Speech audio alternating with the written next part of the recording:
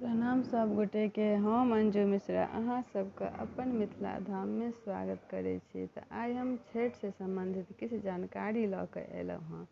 छठि व्रत सप्तमी युक्त षष्ठी तिथि का मनायल जाइ छै, परंतु पंचमी युक्त षष्ठी नहीं करक चाही।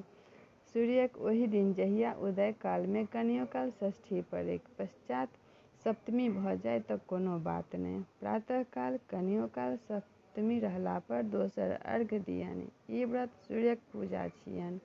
साँझ में षष्ठी में पहिल अर्घ्य, सप्तमी से दोसर अर्घ्य देल जाइत छनि। जे पकवान साँझ में अर्पित होइ छनि सएह भिनसर में अर्पित होइ छनि। ई व्रत केलासँ आरोग्य लाभ मुख्य उद्देश्य छै। ई तरहक वेद पुराण में वचन कहल गेल छै। तखन सामर्थ्यशाली भगवान भक्त के सब मनोरथ पूर्ण करै छथिन। ई व्रत जाति आ धर्म के बंधन नहीं होइत छै। महिला पुरुष सब एहि व्रतक अधिकारी होइत छथिन। मिथिला में ई व्रत घर घर में मनायल जाइत अछि।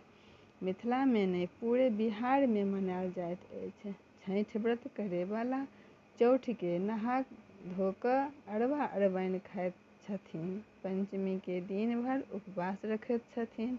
सायंकाल नवका चूल्हा पर नवका बर्तन में या फिर कोहा में चाउर गुड़ दूध लऽ प्रसाद बनबैत छथिन। डाली के अनुसार अथवा एके ठाम उसगैर कऽ भगवान के अर्पित करै छथिन और अपनो वह प्रसाद खाइत छथिन और लोको के बाँटै छथिन। षष्ठी के दिन व्रत करे वाली साँझ खन स्नान कऽ नवका वस्त्र पहिर नदी अथवा पोखरि में जाके सूर्य के मुँहे ठाढ़ भऽ कऽ जतेक सूप डाली ढाकन अर्घक सामग्री जेना ठेकुआ केरा पान सुपारी फूल फल धूप दीप औंकरी सब सामग्री लऽ कऽ अर्घ्य दैत छथिन और अहिना भिनसरो में जे छै से अर्घ्य दैत छथिन। जानकारी बस एतबे अछि। आब एकटा छोट छिन कथा यऽ, सेहो सुनि लिअ।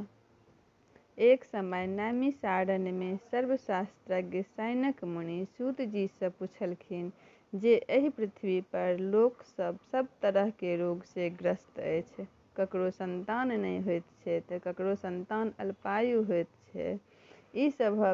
ई सभक दुख कोना नाश हेतै? तखन सूत जी कहलखिन जे इएह बात भीष्म पितामह पुलस्त्य मुनि से पूछने छलखिन जे ई कथा कहनिहार और सुननिहार दुनू के पाप के विनाश होइ छै। तऽ प्राचीन काल में एकटा बलवान और ईर्ष्यालु क्षत्रिय राजा राज्य करैत छलाह। हुनका पूर्व जन्म के पाप सँ कुष्ठ और यक्ष्मा रोग भऽ गेलनि। ओ एहन जिंदगी से मरण नीक लागऽ लगलनि। ठीक ओहि समय में एकटा शास्त्रज्ञ धर्मात्मा ब्राह्मण पहुँचलाह।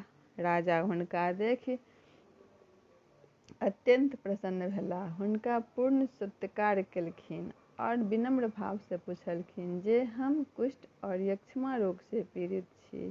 कियो पुत्र विहीन छथि, कियो संतान नहि जीवै छनि, किनको कोनो स्त्री के पति त्याग देने छथिन, तऽ ई सभक दुखक निदान कोना हेतै? तखन ओ ब्राह्मण कहलखिन, सूर्यदेव सब लोकक सब दुख दूर करे वाला छथिन। सूर्यदेव के व्रत करे जाउ, अवश्य कल्याण हैत। तखन ओ ब्राह्मण पंचमी के खरना से लऽ कऽ सप्तमी के प्रातः कालक अर्घ्य तक पूर्ण विधान बतेलखिन और ओहि तरहें सब केलखिन तऽ सभक क्लेश दूर भेलनि। जे कियो ई व्रत केलखिन सबके मनवांछित फल प्राप्त भेलनि। जे कियो ई कथा कहै छथिन आ सुनै छथिन हुनकर सब मनोरथ पूर्ण सूर्य भगवान करै छथिन। तऽ एहि कथा में बस एतबे अछि। फेर मिलै छी अगिला वीडियो में। ताबत तक जय मिथिला जय मैथिली।